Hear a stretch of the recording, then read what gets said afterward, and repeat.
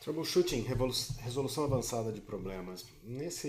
Nos próximos vídeos, a gente vai falar bastante sobre problema e como resolver problemas que ocorrem no dia a dia. Mas antes da gente falar sobre os problemas, eu vou falar um pouco sobre técnicas de troubleshooting antes que a gente possa avançar. Perfeito. Então nós vamos ver o básico do troubleshooting, que é a resolução estruturada de problemas. Depois nós vamos ver casos práticos, como chamadas mudas ou one-way áudio, né, que é áudio em uma direção só, chamadas desconectadas, diferenças de tarifação, chamadas presas, vamos falar um pouquinho sobre qualidade de voz. Por que tantos problemas, né? A grande maioria dos chamados que nós temos se encaixam em dúvidas, falhas de entendimento, eu achei que funcionava de um jeito e funciona de outro, falhas de sinalização. Muitos dos nossos clientes hoje trabalham com wholesale, né, com atacado. E quando você trabalha com atacado, você não tem um ambiente controlado. Você tem um ambiente que normalmente opera pela internet e opera com qualquer tipo de cliente. Ou seja, hoje o cliente pode ser um discador, amanhã vai ser um gateway do fabricante A, do fabricante B. Então você não tem controle sobre o ambiente. E quando você não diz qual é o gateway, qual é o dispositivo final, é claro que cada novo dispositivo é uma nova interação e pode gerar ou não problema. Então, problemas de interoperabilidade são comuns nos casos de wholesale. A gente vê esse número muito menor, por exemplo, em operadoras STFC que trabalham com gateways e atas padronizados. Ambiente dos provedores, né? Quando não há padronização de dispositivo, às vezes não tem equipe especializada. E uma das coisas que a gente quer endereçar com esse treinamento é essa questão de treinar a mão de obra, ou seja, treinar a gente para operar, para trabalhar dentro dos provedores, de forma a poder fazer o primeiro ataque aos problemas. Né? Então, não é que não é que o SIP Pulse dê muito problema. Assim, o negócio é um negócio difícil, um negócio que precisa dar suporte. Você tem muito cliente, né? E com isso acaba tendo muito suporte. Processo estruturado de troubleshooting. Nós criamos dentro da SIP Pulse um processo estruturado para fazer a resolução de problemas. Então, 80% do tempo é gasto no seguinte, em definir e reproduzir o problema e coletar informações como trace e log.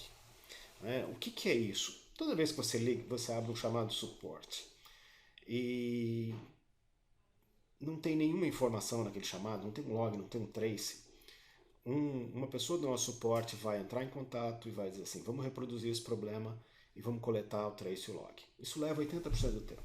Porque às vezes você tem que ir lá no cliente, reproduzir o problema, fazer todo esse processo. Então, 80% do tempo do troubleshooting é gasto na coleta de informações. E aqui a gente não faz adivinhação. Né? Ou seja, o objetivo desse curso não é ficar adivinhando qual é o problema. Para resolver o problema, né, a gente precisa coletar informação de trace e log. Né? Esse é o... Continuando, os outros 20% do tempo são gastos em analisar as informações coletadas, né, implantar uma solução e documentar essa solução. Então, quando a gente analisa as informações, a gente propõe uma hipótese de resolução. Né? Isso pode ser interno ou externo, ou seja, eu estou com um problema com um cliente que não envia as informações de roteamento corretas. Ok, minha proposta de solução é colocar esse cliente através de um SBC. Eu instalo ele através do SBC, testo uma chamada com o cliente, ou seja, testo a hipótese, coleto as informações, tudo ok agora. Ok, documentamos a solução do chamado, encerramos o chamado e fechamos. Então essa é a metodologia de troubleshooting. A dica que eu dou para vocês é o seguinte, se vocês entregarem isso aqui pronto, se vocês reproduzirem o problema com o cliente, coletarem um trace e o log, o seu chamado vai durar apenas 20% do tempo do que se você começar com ele sem nenhuma informação. Por quê? Porque senão alguém da nossa equipe vai ter que parar, vai ter que combinar com o seu técnico para reproduzir o problema e coletar as informações de trace log. Ou seja, antes disso aqui ser feito, nenhum analista vai parar para olhar esse chamado ou as informações que ele tem. Porque nosso trabalho não é adivinhar, nosso trabalho é analisar uma informação e tomar uma decisão baseada na informação analisada. Estratégia de troubleshooting. A gente também usa muito estratégia de troubleshooting para resolver problemas.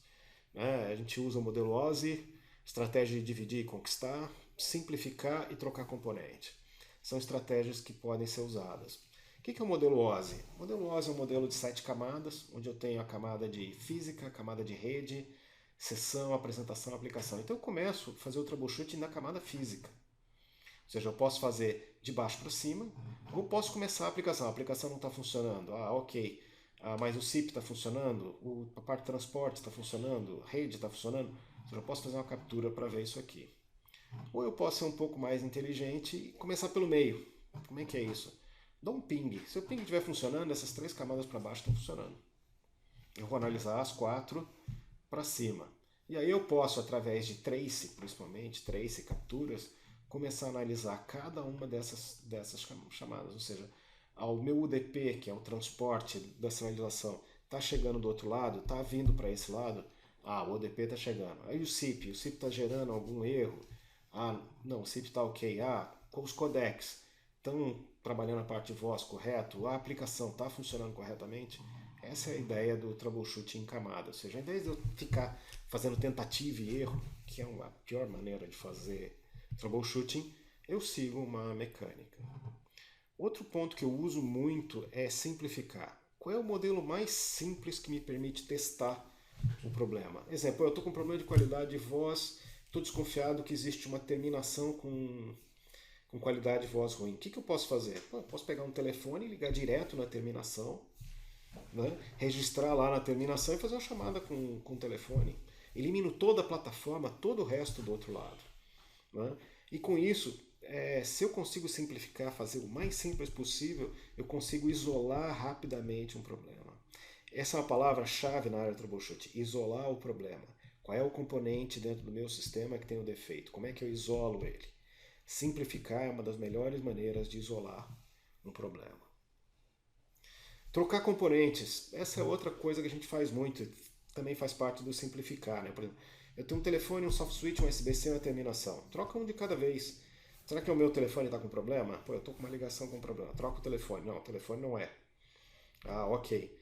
Terminação? Troca de terminação. Continua o problema. Então não é. A chamada passa pelo USB-C? Passa. Então manda direto. Vamos ver se esse problema resolve. Não resolveu. Quem sabe eu ligo direto um softphone no USB-C e mando direto para a terminação, elimino o soft switch. Então eliminar os problemas, eliminar os componentes do problema também é muito útil, né, para resolver o problema. Já aconteceu conosco da pessoa fazer todos os testes, nenhum teste dava certo. Fomos descobrir o problema do telefone do testador. Isso também é outra coisa. Quando você começa a ter muito problema, às vezes o teste está errado.